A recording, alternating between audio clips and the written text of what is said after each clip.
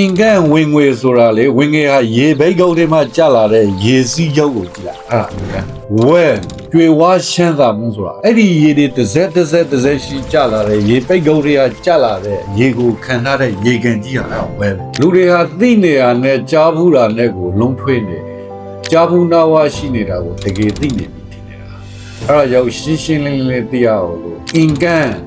ဝင်ငွေနဲ့ဝဲကျွေဝါရှမ်းသာမှုတည်တည်ရှာရှင်းတော့ဒီတစ်ခုကဆက်နေတယ်အတိတ်ပဲရှင်းလဲလုံးဝမတူဘူးနော်ဘလို့ကော်တယ်လဲဆိုလို့ရှိရင်အင်ကန်ဆိုတာစီးဝင်လာတဲ့ငွေဆိုတာကိုသက်မဲ့တဲ့ကာလတစ်ခုအတွင်းမှာဥမာလာစာရတာလည်းပြင်းပြင်းပဲတစ်လဘယ်လောက်ရတယ်တစ်နှစ်ဘယ်လောက်ရတယ်ရှင်းငွေတစ်ခုရှိတော့ပေးထားလို့အတိုးရတာလည်းပြင်းပြင်းပဲလုပ်ငန်းကရတဲ့အမြက်လေးပြင်းပြင်းပဲအင်္ဂါရလို့အင်္ဂါကရတာလည်းပြင်းပြင်းဒါကိုနေပြီးတော့ဝင်ငွေလို့အင်္ဂလိပ်လိုပြောရင် income ပေါ့ဥပမာအပြင်ပြောလို့ရှိရင်သုံးရဲ့သဘောတဘာဝအရာဆိုလို့ရှိရင်ရေဘိတ်ကုန်းတွေကစီးကြလာတဲ့ရေစီးကြောင်းထေးကရေနဲ့ဒါလောက်ကိုစင်သိရမလားအဲ့ကိုယ့်ရဲ့ income ကျွေဝါဆန်းရှမ်းသာမှုဆိုတော့အဲ့ဒါမဟုတ်ကျွေဝါရှမ်းသာမှုဆိုတာဒီနေ့အပြင်စူးစောင်းမိတဲ့ငွေပေါ့ဒါဆိုစူးစောင်းမိနေဆိုတဲ့အခါမှာငွေတခုတွေကိုလည်းစူးစောင်းရတော့ပဲဟုတ်တယ်ကျွေဝါရှမ်းသာမှုကိုတိတိကျကျပြောရမှာဆိုကိုယ်မှာပဲစိတ်သမျှပစ္စည်းများရဲ့တန်ဖိုးတွေထေးကသူများကိုပေးရမယ့်အရာတွေကိုနှုတ်ပြီးကျန်တဲ့အသတိပိတ်ဆိုင်မှု net wall လို့ခေါ်တယ်ဝဲကျွေဝါရှမ်းသာမှုပေါ့နော်